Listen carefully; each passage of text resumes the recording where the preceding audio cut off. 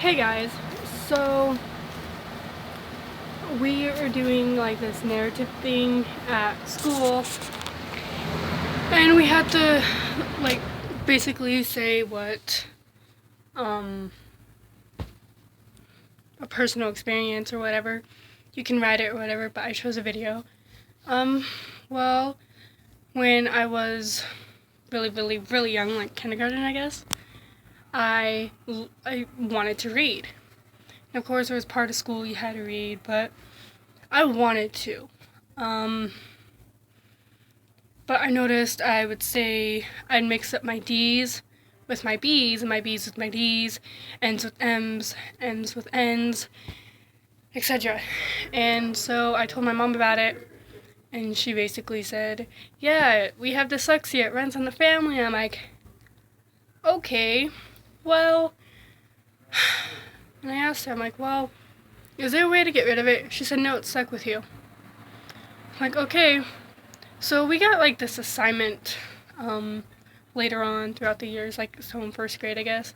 You had to read a book, AR, Excel reader, whatever, and we'd have to take tests. So I would try my best. And I couldn't say living room or kitchen. I couldn't even say ask. My uncle, used to be uncle, he came over every day and he would teach me how to read. My mom, she wouldn't. It's okay though. I mean, who cares? It's over now, at least I get to read. But you see, my mom, she had 4 kids. My older brother, me, my younger brother, my little sister. We all have dyslexia. But I was the only one that wanted to get rid of it. I'm the only one that loves to read. I read constantly. I read morning, night. I read before I go to sleep. By the time I was in 3rd grade, I could read above my reading level.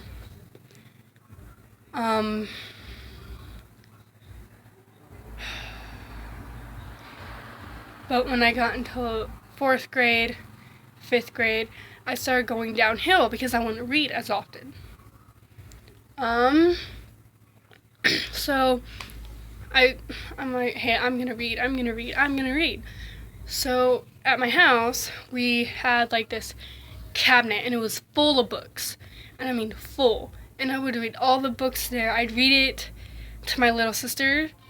My stepdad, he would read all books to me. And it was just fun for me. Reading was a blast. I'd ask my little sister, I said, "Hey sis, you want me to read to you?" And she would sit there and say, "Sure, why not?" So I'd read to her. Dyslexia, I guess it's kind of hard for some people, but there's a way to get rid of it.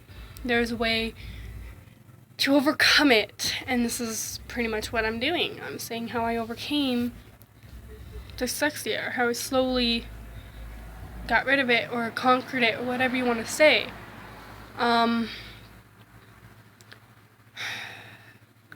My mom, she'll read. But she reads when she goes to bed, because reading tires her out, makes her tired. But me, I could read a book all night long. And I'd stay up because I cannot put the book down. It's so interesting to me. So my mom would have these issues with me saying, "Hey, put down the book, it's time to go to bed." And if I didn't put it away, she'd take it away.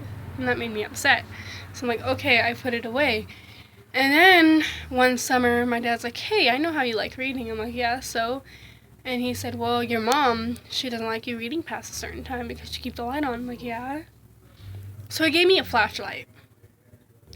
With that flashlight, I read every night. I would read my little sister to bed, my older brother, and my younger brother all to sleep on school nights. It was a blast. That was one of my memories growing up, because we'd play games like the 1-word game. You say one word and they'd have to say one word, just the first word that comes to mind, and you have to just keep going.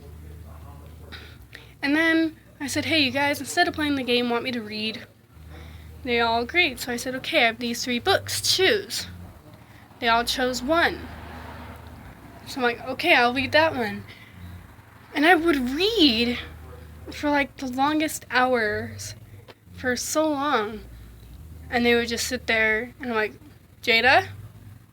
Zach? Zane? They didn't answer. I'm like, okay, so I just read to myself. Reading, I enjoy reading. I would say it's one of my hobbies, and it's kind of weird because out of both sides of my family, I'm the only one that loves to read. When we leave, like on road trips, I'll pack books. When we go to the store or whatever, I'll take my book and I'll read. And my mind wanders a lot, especially when I read, so I listen to music. And I look at the words like I'm reading, like I'm listening to the song. So the beat to What Makes You Beautiful, I'll read to that.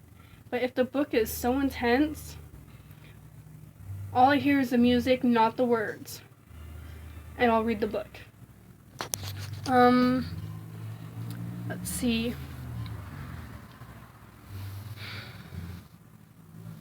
To this day, my boyfriend, he hates reading.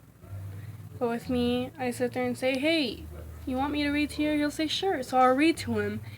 And when I read to him, he sees the story in his head. It plays in his head. But with me, when I read, I could have all the weight of the world down on my shoulders, and I would read. But when I would read, it just goes away. Like, I could pick up this book, Creek Du Freak, A Living Nightmare. I could read it, and all the weight of the world, all the weight on my shoulders is gone. I could dive into this book like it was my world.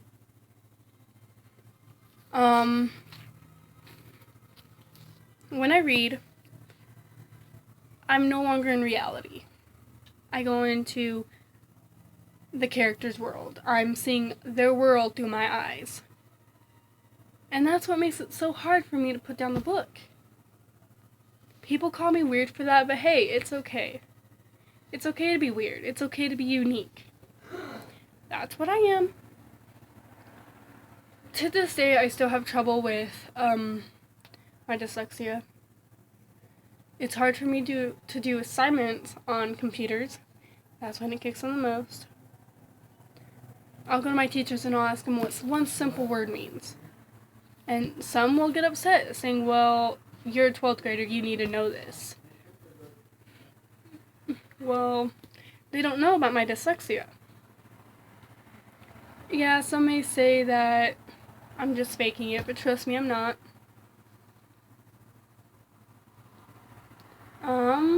What else? Reading is pretty much, people say, like when they play games, they get transported into the games, to the character's world, but in games. And with me, I get transferred into the book I'm reading.